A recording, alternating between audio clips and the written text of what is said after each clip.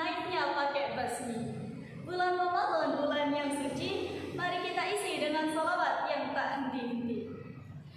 Ramadan tajalla wa batasama, tuba lil abdi idzal tanama. Ramadan tajalla wa batasama, tuba lil abdi idzal tanama. Allah maulahu bimal tazama, tuba lin nafsi bitaqwaha.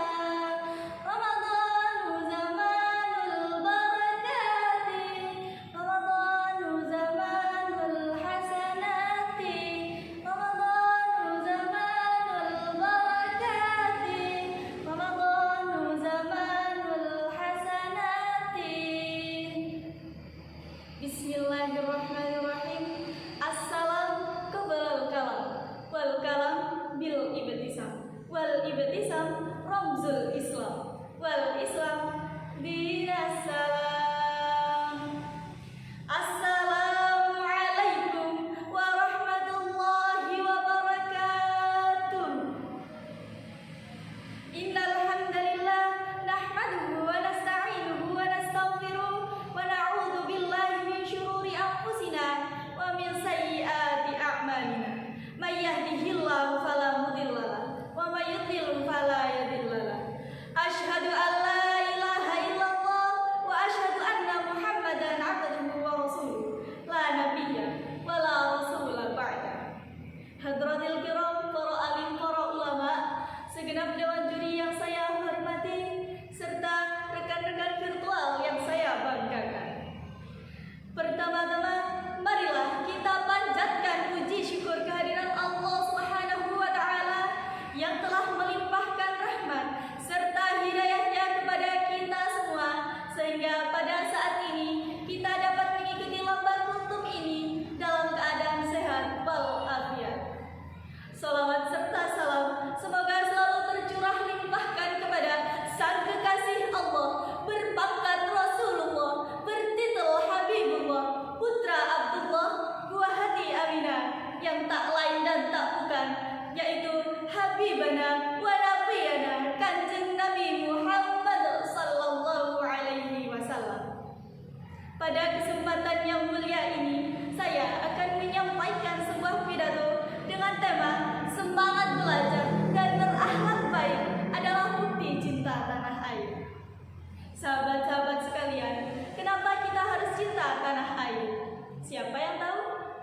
Karena kecintaan yang kita hadirkan akan menjadikan bangsa kita menjadi kuat dan utuh, dan akan menjadikan bangsa kita menjadi bangsa yang baldatun thayyibatun wa rabbun ghafur. Kita sebagai generasi muda, generasi penerus bangsa, mempunyai tanggung jawab yang besar. Cinta kita pada tanah air Indonesia tidak hanya dengan ucapan, akan tetapi harus dibuktikan dengan tindakan dan bukti nyata. Kita semua tahu bagaimana perjuangan para pemimpin dan pejuang bangsa ini merebut status kemerdekaan dari penjajahan Belanda dan kemudian juga Jepang untuk meraih cita-citanya, yaitu menjadi bangsa yang merdeka, bersatu, berdaulat, adil, dan makmur. Mereka telah menyadari betapa berat penderitaan yang dirasakan oleh rakyat dengan status terjajah. Kekayaan ekonominya dirampas, harkat dan martabatnya ditindas, diperbodoh, dan tidak diperlakukan sebagai layaknya manusia yang memiliki hak-hak kehidupan. Atas dasar kenyataan itu, maka kemerdekaan dirasakan sebagai kekayaan yang tiada taranya atas karunia Allah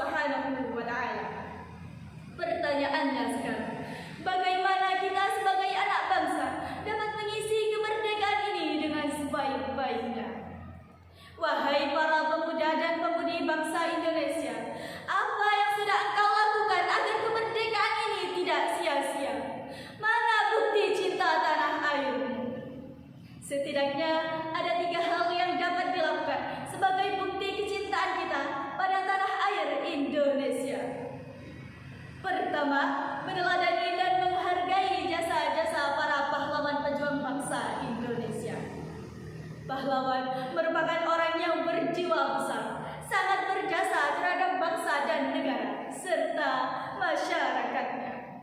Bangsa yang besar adalah bangsa yang menghargai jasa-jasa para pahlawannya. Mereka rela mengorbankan hidupnya demi menjaga dan mempertahankan negara Indonesia. Para pahlawan mempunyai keteguhan dan kekuatan hati untuk senantiasa istiqomah berjuang dan tidak mudah terpengaruh oleh propaganda dan iming-iming dari para penjajah. Nilai ini selaras dengan firman Allah. A'udzu billahi minasy syaithanir rajim. Bismillahirrahmanirrahim. Fastaqim kama umirta wa man taba ma'aka wa la tatghaw innahu bima ta'maluna basir. Maka tetaplah kamu pada jalan yang benar sebagaimana diperintahkan kepadamu dan juga orang yang telah tobat beserta kamu. Dan janganlah kamu melampaui batas. Sesungguhnya Dia Maha melihat apa yang kamu kerjakan. Quran Surat Hud ayat 112. Sikap istiqomah para pahlawan ini yang bisa kita teladani sebagai generasi penerus bangsa. Kedua, rela berkorban untuk bangsa dan negara.